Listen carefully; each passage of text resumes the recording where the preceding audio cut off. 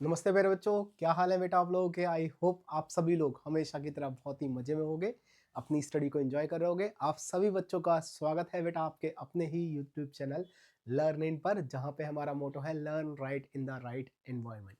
मतलब आपको सही चीज़ बताई जाएगी एक सही एटमॉस्फेयर में, एक सही सिस्टम में, जहाँ पे आपको फालतू की बातें ना हो, केवल पढ़ाई लिखाई से रिलेटेड ही बातें हम करने वाले हैं।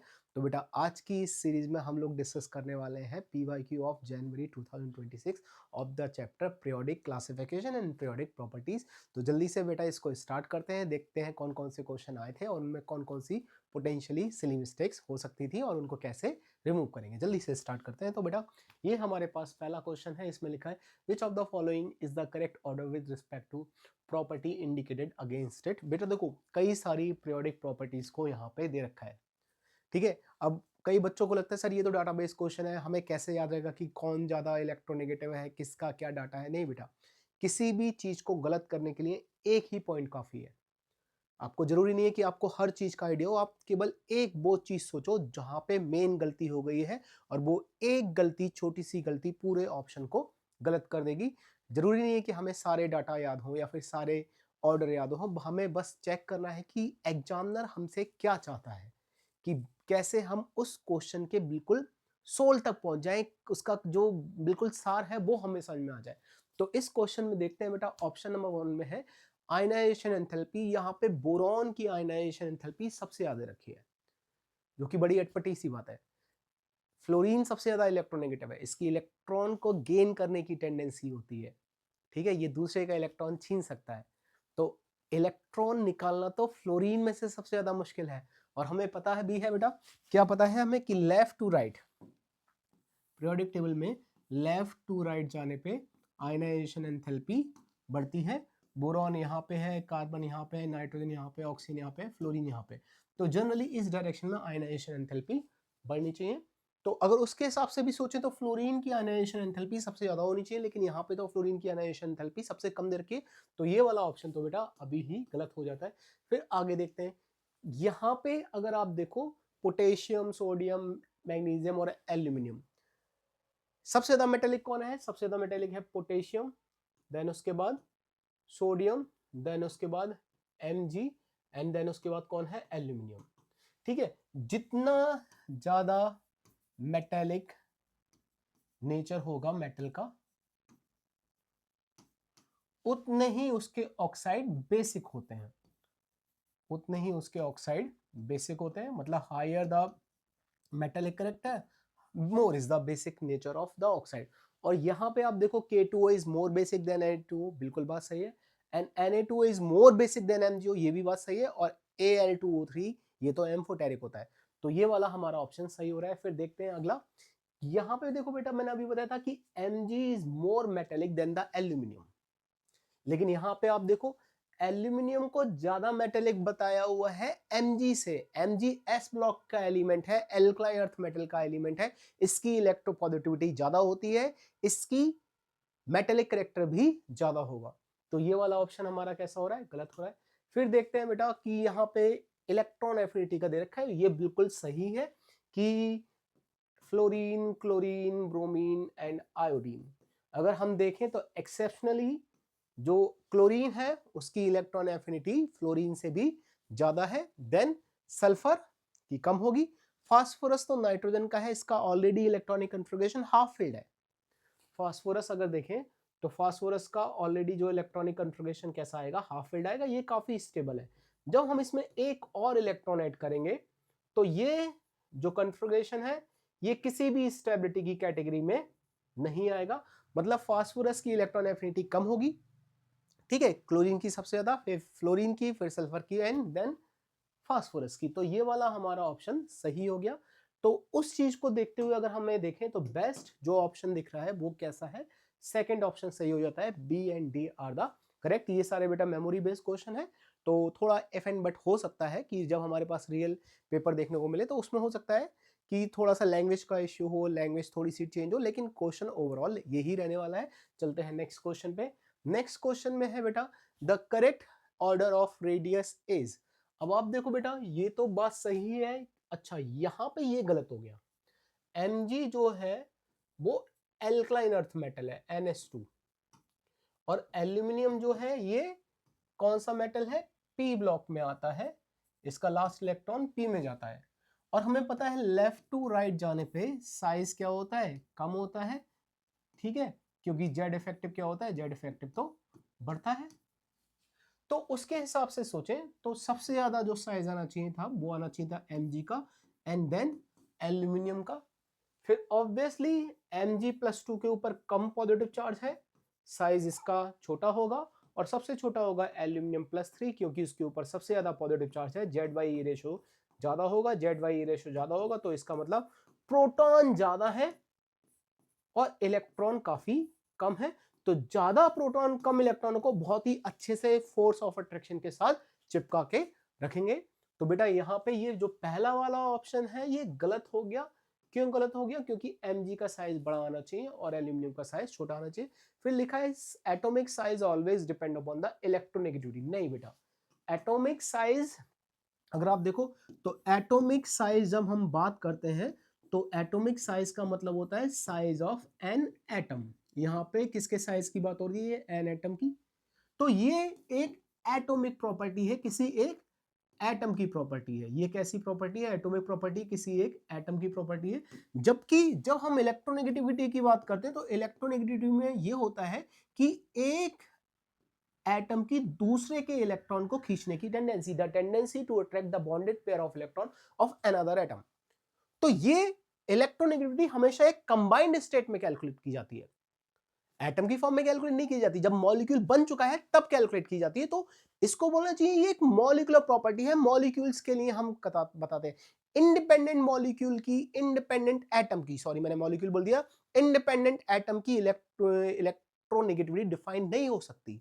वो हमेशा कंपैरिजन है, हमेशा कंपैरिजन है। जैसे oxygen is more electronegative as compare to the hydrogen, but the same oxygen become less electronegative और more electropositive as compared to the fluorine. यहां पे जब इलेक्ट्रोनेगेटिविटी की बात करते हैं तो ये एब्सोल्यूट प्रॉपर्टी नहीं है, ये हमेशा एक कंपैरेटिव प्रॉपर्टी होती है, कंपैरिजन किया जाता है। ठीक है बेटा, अब यहां पे इन्होंने क्या दे रखा है कि साइज जो है वो इलेक्ट्रोनेगेटिविटी पर डिपेंड करता है, ये तो बात है ही नहीं। साइज तो जेड इफेक्टिव करेगा, साइज किस पे डिपेंड करता है, साइज डिपेंड करता है जेड इफेक्टिव पे एंड इंटर इलेक्ट्रॉनिक रिपल्शन पे। जब भी इलेक्ट्रॉन सेम शेल में जाता है तो उस इलेक्ट्रॉन के एंटर होने से नंबर ऑफ इलेक्ट्रॉन बढ़ जाते हैं, सारे इलेक्ट्रॉन नेगेटिव हैं तो उनके बीच में होने वाला रिपल्शन भी बढ़ गया। मतलब किसी भी नए इलेक्ट्रॉन के एंटर होने से इंटर इलेक्ट्रॉनिक रिपल्शन बढ़ जाएगा, but at the same time एक प्रोटॉन ऐड हो रहा है न्यूक्लियस में, और अब जब न्यूक्लियस में ज्यादा प्रोटॉन है तो वो इलेक्ट्रॉनों को ज्यादा अपनी तरफ खींचेगा। तो जेड इफेक्टिव चाहता है साइज कम हो जाए और इंटर इलेक्ट्रॉनिक रिपल्शन चाहता है साइज बढ़ जाए।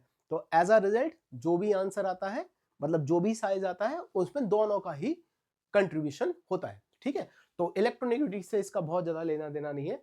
अगला चलते हैं बेटा, नेक्स्ट क्वेश्चन हमारे पास है an element x of P block form hydride HX which has the longest length। अब देखो जरा सोचो बेटा, HX टाइप के हाइड्राइड कौन बनाता है, ये बनाता है बेटा हेलोजन फैमिली, हेलोजन। तो कौन कौन से हो सकते हैं, HF, HCl, HBr and HI। आपको याद होगा ये 2p का होता है, ये 1s का होता है। 1s तो सभी में कॉमन है, ये 3p का है, ये 4p का है और ये 5p का है। जैसे जैसे शेल बढ़ती जाती है साइज भी बढ़ता जाएगा। तो सबसे ज्यादा बॉन्ड लेंथ यहां पे होगी, यहां पे बॉन्ड लेंथ सबसे ज्यादा होगी।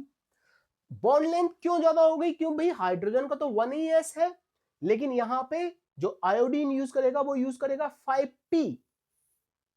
तो आयोडीन की जो एटॉमिक रेडियस होगी वो सबसे बड़ी होगी, एटॉमिक रेडियस यहां पे सबसे बड़ी आने वाली है। भाई लेंथ ज्यादा इसीलिए है क्योंकि एटॉमिक रेडियस ज्यादा है। अब इसमें देखो क्या दे रखा है, an element x of the P block form A hydride HX which has the longest bond length। longest bond length मतलब किसकी बात हो रही है, बात हो रही है HI की। X will have the shortest covalent radius। ये बात बिल्कुल गलत हो गई, अगर बॉन्ड लेंथ ज्यादा है तो उसकी कोवेलेंट रेडियस सबसे बड़ी होनी चाहिए, ना कि सबसे छोटी। तो ये ऑप्शन कैसा आ गया, गलत आ गया। फिर देखते हैं an element E of the 15 group, मतलब 15 ग्रुप नाइट्रोजन, इन सब एलिमेंट की बात हो रही है। Form the hydride EH3 has the least boiling point and maximum covalency is 4। अब आप देखो इसका हाइड्राइड क्या बनेगा, NH3, इसका हाइड्राइड क्या बनेगा, PH3, ASH3, SBH3 and BiH3। अगर आप देखो तो बेटा यहां पे होती है हाइड्रोजन बॉन्डिंग, इसके केस में क्या होगी, हाइड्रोजन बॉन्डिंग होगी, ये मॉलिक्यूल हाइड्रोजन बॉन्डिंग के थ्रू स्टेबलाइज होगा, फोर्स ऑफ अट्रैक्शन ज्यादा होगा। इन सब में क्या हो रहा है, अगर फास्फोरस से हम बिस्मथ की तरफ जाएं तो इनका मोलर मास बढ़ रहा है, जैसे जैसे इनका मोलर मास बढ़ेगा weak van der Waals forces of attraction भी बढ़ेंगे। NH3 का बॉइलिंग पॉइंट ज्यादा हो गया क्योंकि उसमें हो रही है हाइड्रोजन बॉन्डिंग, और फास्फोरस के अलावा बाकी जितने एलिमेंट है उनमें भी क्या हो रहा है, उनका मास ज्यादा हो रहा है, लंदन फोर्सेस ज्यादा हो रहे हैं, तो उनका फोर्स ऑफ अट्रैक्शन ज्यादा हुआ, उनका फोर्स ऑफ अट्रैक्शन ज्यादा हुआ, तो उनका भी बॉइलिंग पॉइंट ज्यादा ही होगा। तो ले दे के सबसे कम बॉइलिंग पॉइंट किसका आया, सबसे कम बॉइलिंग पॉइंट आया PH3 का। तो जिसके बारे में बात की जा रही है वो है PH3। और जरा आप बताओ बेटा PH3 की कोवेलेंसी क्या मैक्सिमम कोवेलेंसी 4 होती है या फिर फास्फोरस की मैक्सिमम कोवेलेंसी 5 हो सकती है, like in the case of PCl5 और like in the case of orthophosphoric acid. तो ये जो सेकंड स्टेटमेंट है ये भी गलत हो रहा है भाई, इसकी वैलेंसी 4 नहीं होती बल्कि फास्फोरस की तो वैलेंसी मैक्सिमम 5 हो जाएगी। तो दोनों ही स्टेटमेंट हमारे कैसे हो रहे हैं, रॉन्ग हो रहे हैं। तो हमारा यहाँ पे इस क्वेश्चन में सही आंसर हो जाएगा बेटा फोर्थ। मैं तो एक्सप्लेन कर रहा हूँ इसलिए बेटा इतना ज्यादा टाइम लग रहा है, जब आप इसको करोगे तो मन ही मन में करके आप with in the fraction of second या फिर 1 मिनट के अंदर इसका आंसर ला सकते हैं। चलिए चलते हैं नेक्स्ट क्वेश्चन की तरफ। नेक्स्ट क्वेश्चन नंबर होगा 4, correct order of ionization energy of carbon, nitrogen, oxygen, fluorine is fluorine, nitrogen, then oxygen, then carbon. ये बिल्कुल बात सही है बेटा। देखो अगर आपको याद होगा जब हम एनसीईआरटी में ये ग्राफ दे रखा है, एटॉम में आयनाइजेशन एंथैल्पी और एटॉमिक नंबर का ग्राफ बनाते हैं, तो यहां पे कौन आता है, हाइड्रोजन, देन कौन आएगा, थोड़ा और बड़ा कर लेते हैं, देन कौन आएगा, हीलियम, हीलियम के बाद कौन आता है, लिथियम, थोड़ा हाइड्रोजन के भी नीचे आता है ये लिथियम, लिथियम के बाद कौन आता है, बेरिलियम, इसके बाद आता है बोरॉन। और बोरॉन से इलेक्ट्रॉन निकालना इजी है क्योंकि बोरॉन का कन्फिगरेशन है 2s2 2p1। अगर p1 वाला इलेक्ट्रॉन निकाल देंगे तो वो कंप्लीटली फिल्ड हो जाएगा, जिसकी वजह से उसका इलेक्ट्रॉन निकालना डिफिकल्ट नहीं बल्कि इजी हो गया।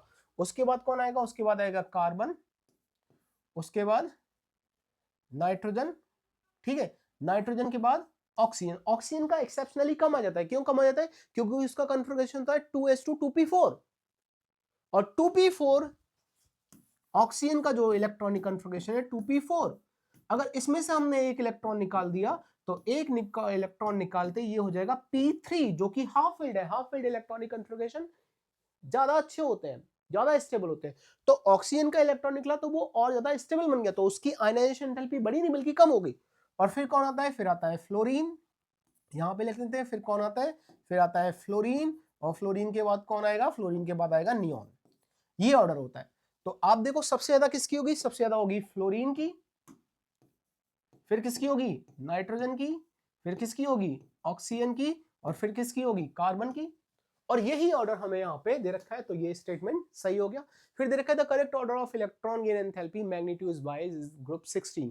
बेटा देखो अगर हम देखें इनका मैग्नीट्यूड देखें तो इलेक्ट्रॉन गेन एंथैल्पी सबसे ज्यादा आती है सल्फर की, देन सेलेनियम की, देन टेलुरियम की, एंड इवन देन आती है पोलोनियम की, एंड उसके बाद आती है ऑक्सीजन की। ठीक है, यहां पे ये डाटाबेस क्वेश्चन है और हमें पता है भाई ऑक्सीजन सबसे बाद में पहुंच जाता है। तो उसके हिसाब से सोचें तो ये वाला स्टेटमेंट भी कैसा है बेटा, ये वाला भी सही हो रहा है, ये भी बिल्कुल सही दे रखा है। तो हमारा यहाँ पे जो करेक्ट ऑप्शन हो गया वो हो गया ऑप्शन नंबर 2, जहां पे दोनों ही स्टेटमेंट एकदम से सही दे रखे हैं। चलते हैं बेटा नेक्स्ट क्वेश्चन पे। नेक्स्ट क्वेश्चन में है the consider the following statement about group 13 of periodic table. तो ग्रुप 13 में कौन सी फैमिली आती है, बोरॉन, ये हमारे पास मेंबर होते हैं ग्रुप 13 के। Electronegativity decreases down the group, गलत बात बेटा, इसमें काफी सारे एक्सेप्शन आते हैं। यहाँ पे आपको याद होगा बेटा कि एल्यूमिनियम के बाद इलेक्ट्रोनेगेटिविटी बढ़ जाती है, एल्यूमिनियम के बाद इलेक्ट्रोनेगेटिविटी बढ़ जाती है, तो ये गलत हो गया। फिर size increases down the group, यहां पे भी बेटा अगर आप लोगों को याद हो तो यहां पे भी एक्सेप्शन आ जाता है। क्या एक्सेप्शन आ जाता है? यहाँ पे जो हमारे पास गैलियम का साइज है वो एल्यूमिनियम के साइज से बड़ा हो जाता है, तो ये वाला भी क्या हो गया, ये बात गलत है कि size increases down the group, नहीं, कुछ एक्सेप्शन भी है। फिर ionization energy decreases down the group, ये बात भी बेटा सही नहीं है, क्योंकि एल्यूमिनियम के बाद अगर नीचे जाएंगे तो यहां पे एक्सेप्शनली आयनाइजेशन एनर्जी बढ़ जाती है। ठीक है, एल्यूमिनियम के बाद आयनाइजेशन एंथैल्पी बढ़ने लगती है, तो ये वाली बात सही हो गई, सॉरी गलत हो गई। ठीक है, इसके बाद रखा है D, boiling point of boron is maximum and melting point of boron is also maximum. अगर आप बेटा एनसीईआरटी देखोगे तो वो बोलता है कि बोरॉन का exceptionally unusual high melting and boiling point होता है because of its crystalline structure, बहुत ही हार्ड होता है, इसका कुछ अनयूजुअल सा क्रिस्टलाइन स्ट्रक्चर है जिसकी वजह से इसकी मेल्टिंग पॉइंट और बॉइलिंग पॉइंट बढ़ जाते हैं। ये एनसीईआरटी की लाइन है, तो ये वाला हमारे दोनों स्टेटमेंट है ये सही हो रहे हैं, और ऐसा हमें दे रखा है in the option number third, जहां पे डी और ई दोनों ही करेक्ट है। चलते हैं नेक्स्ट क्वेश्चन पे। नेक्स्ट क्वेश्चन में है बेटा, electronegativity difference between group 15 and phosphorus is less than electronegativity difference within between another group 15 and phosphorus, those group 15 element respectively are। देखिए बेटा, नाइट्रोजन की इलेक्ट्रोनेगेटिविटी होती है 3, फास्फोरस की इलेक्ट्रोनेगेटिविटी होती है 2.1। ठीक है, फिर यहां पे इलेक्ट्रोनेगेटिविटी आ जाती है 2, फिर यहां पे इलेक्ट्रोनेगेटिविटी आ जाती है 1.9, और यहां पे फिर इलेक्ट्रोनेगेटिविटी आ जाती है 1.9। अब हमारा रेफरेंस क्या है? फास्फोरस। फास्फोरस से ज्यादा इलेक्ट्रोनेगेटिविटी किसकी है? नाइट्रोजन की। लेकिन इन्होंने जो पहला एलिमेंट ले रखा है उसकी तो कम होनी चाहिए, मतलब स्टार्टिंग में हम एक ऐसा एलिमेंट लिखेंगे जिसकी इलेक्ट्रोनेगेटिविटी फास्फोरस से कम हो, मतलब ये वाला आ सकता है, और बाद में हम एक ऐसा एलिमेंट लिखेंगे जिसकी इलेक्ट्रोनेगेटिविटी फास्फोरस से ज्यादा हो। अब फास्फोरस से ज्यादा इलेक्ट्रोनेगेटिविटी केवल किसकी है? नाइट्रोजन की। तो हमें एक ऐसा ऑप्शन सोचना है जिसमें नाइट्रोजन बाद में आ रहा है, और जो पहले वाले एलिमेंट होंगे उनकी इलेक्ट्रोनेगेटिविटी फास्फोरस से कम होनी चाहिए। तो बेटा कौन से ऑप्शन में नाइट्रोजन बाद में आ रहा है? केवल हमारे पास ये पहला ही ऑप्शन है जिसमें नाइट्रोजन बाद में आ रहा है। अगर हम चेक करें अब इसको, तो एक बार फास्फोरस एंड आर्सेनिक के बीच में जो इलेक्ट्रोनेगेटिविटी डिफरेंस आएगा ये कितना आएगा? ये आएगा 0.2। एंड नाइट्रोजन एंड फास्फोरस के बीच में जो इलेक्ट्रोनेगेटिविटी का डिफरेंस आएगा वो आएगा 0.9। तो यही तो बोलना चाह रहा है कि element group element 15 and phosphorus is less. अब फास्फोरस और बिस्मथ के बीच में इलेक्ट्रोनेगेटिविटी डिफरेंस कम है, अनदर ग्रुप मतलब उसके कंपैरिजन में नाइट्रोजन और फास्फोरस के बीच में इलेक्ट्रोनेगेटिविटी का डिफरेंस ज्यादा है।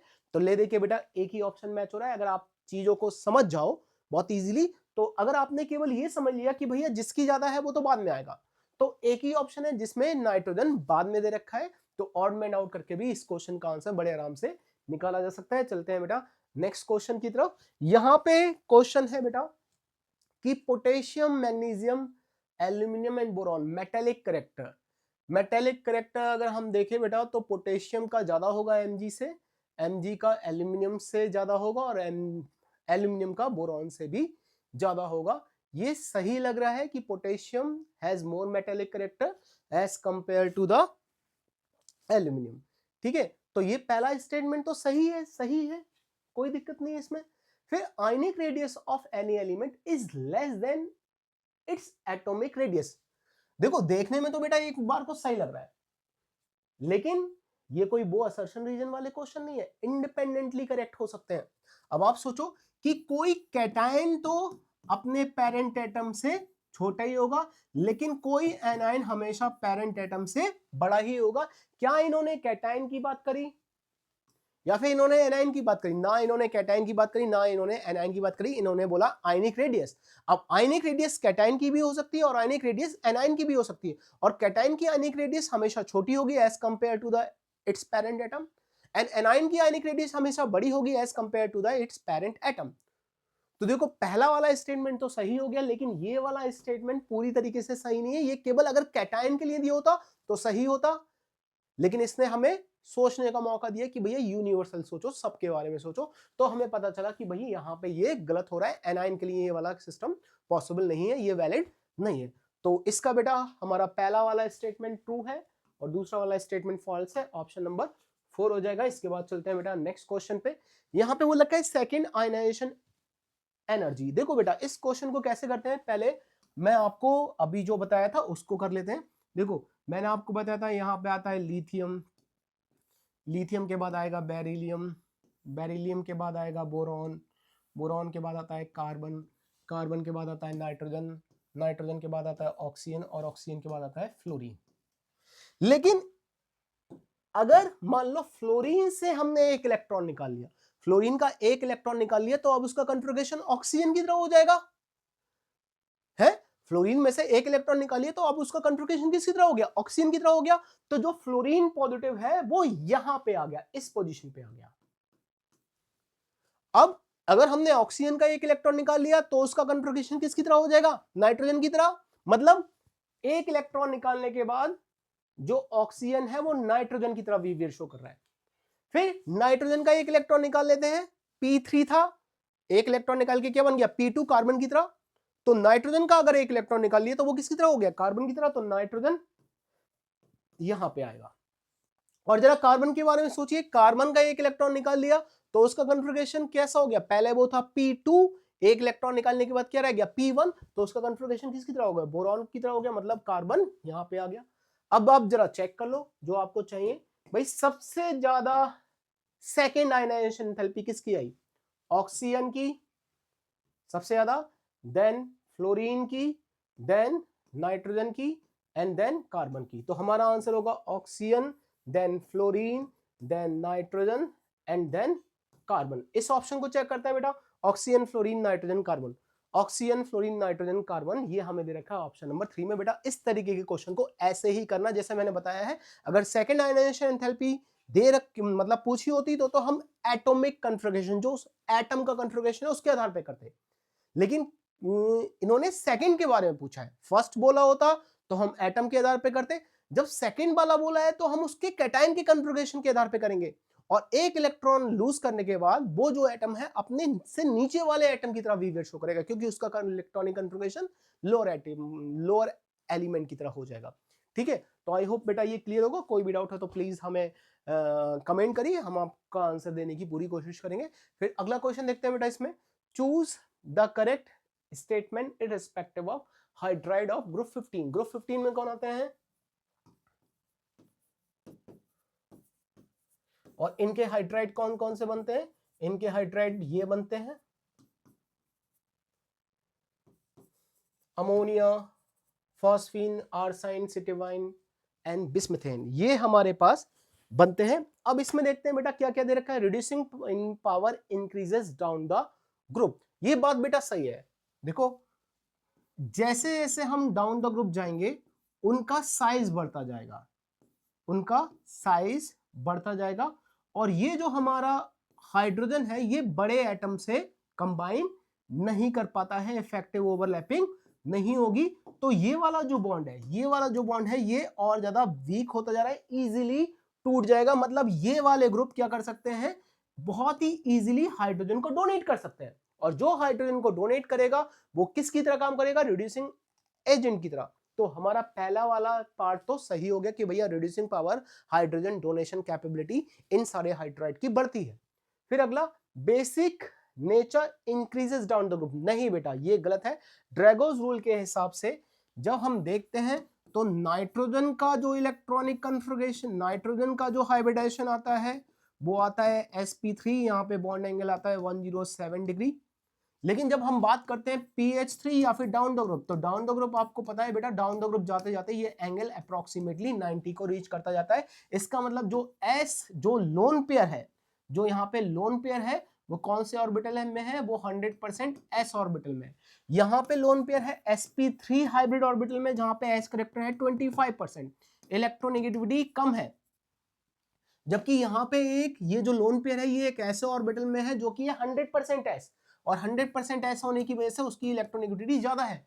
तो अब आप मुझे बताओ बेटा, क्या उस इलेक्ट्रॉन को डोनेट करना इजी है जिसमें 100% एस करेक्टर हो, या फिर उस इलेक्ट्रॉन को डोनेट करना इजी है जहां पे 25% एस करेक्टर हो? Higher the S character, higher is the electronegativity.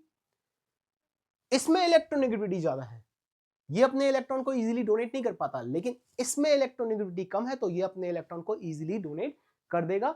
तो यहां पे दे रखा है basic nature increases down the group, ये गलत हो रहा है। अमोनिया बेसिक करेक्टर शो करता है और डाउन द ग्रुप जाते जाते बेसिक करेक्टर होता ही नहीं है, नाम मात्र को होता है, तो ये गलत हो गया।